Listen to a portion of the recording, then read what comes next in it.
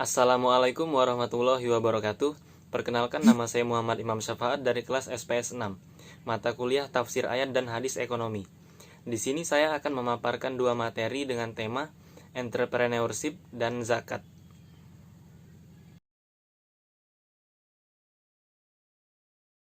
Entrepreneurship dalam bahasa Indonesia sering diartikan sebagai wira swasta atau wirausaha, di mana wira swasta terdiri dari tiga kata.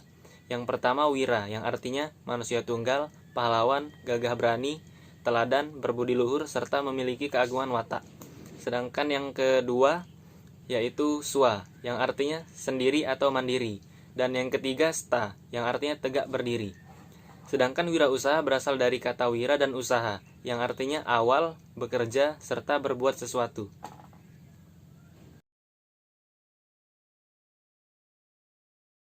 Adapun surat yang berkaitan dengan entrepreneurship, yaitu Quran Surat Quraisy, yang berbunyi, A'udzubillahi minasyaitonirrajim. Bismillahirrahmanirrahim.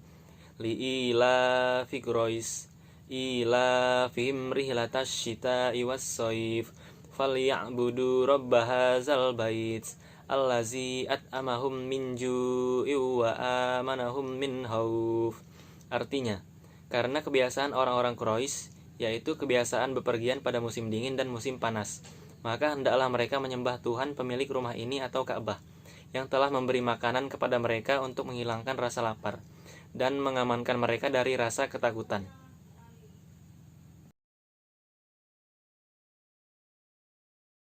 Kandungan Quran Surat Quraisy ayat 1-4.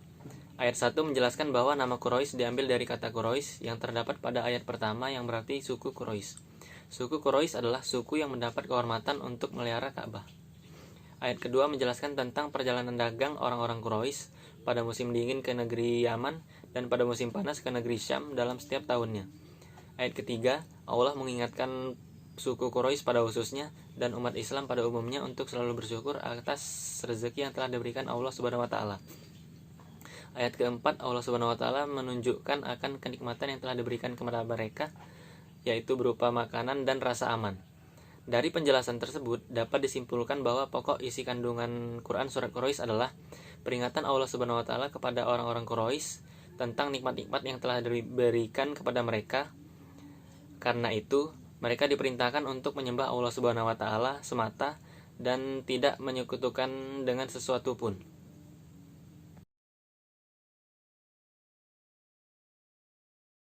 Tafsir ekonomi Surat Quraisy. Menurut Al-Zuhaili, dalam ayat keempat Surat Quraisy memiliki kaitan dengan Surat Al-Fil. Dalam ayat ini, Allah menjelaskan dua nikmat besar yang telah dianugerahkan kepada suku Quraisy.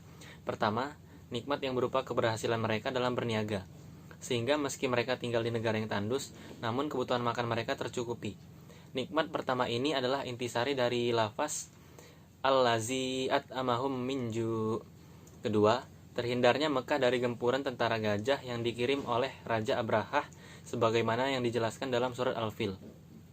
Dengan diselamatkannya Mekah dari gempuran tersebut, penduduk Mekah bisa hidup dengan damai dan tanpa rasa takut. Nikmat kedua ini adalah intisari dari lafaz wa amanahum min khauf.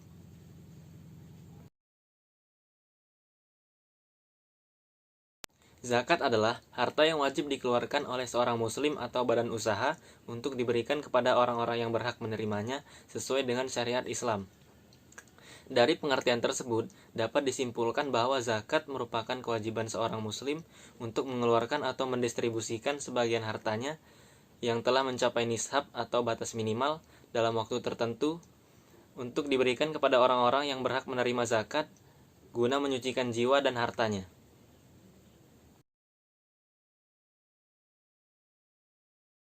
Adapun surat tentang zakat, yaitu Quran Surat At-Taubah ayat 103, yang berbunyi, A'udzubillahi minasyaitonirrajim. Bismillahirrahmanirrahim. Huzmin amwalihim sodakotan tutahhiruhum wa tuzakkihim biha wa sholli alaihim. Inna sholataka sakanul lahum wallahu sami'un alim. Artinya, ambillah zakat dari harta mereka, guna membersihkan dan menyucikan mereka, dan berdoalah untuk mereka. Sesungguhnya doamu itu menumbuhkan ketentraman jiwa bagi mereka. Allah Maha mendengar, Maha mengetahui.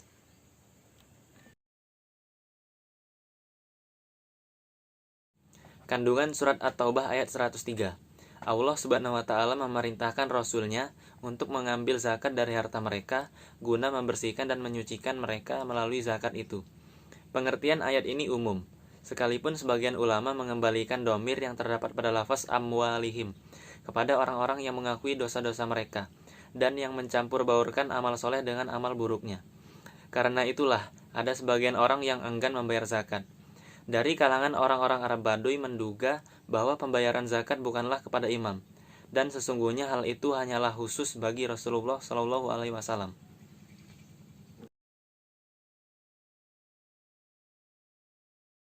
Tafsir ayat surat At-Taubah ayat 103. Dapat dikatakan bahwa penunaian zakat berarti membersihkan harta yang tinggal, sebab pada harta benda seseorang terdapat hak orang lain, yaitu orang-orang yang oleh agama Islam telah ditentukan sebagai orang yang berhak menerima zakat. Selama zakat itu belum dibayarkan oleh pemilik harta tersebut, maka selama itu pula harta bendanya tetap bercampur dengan hak orang lain, yang haram untuk dimakan.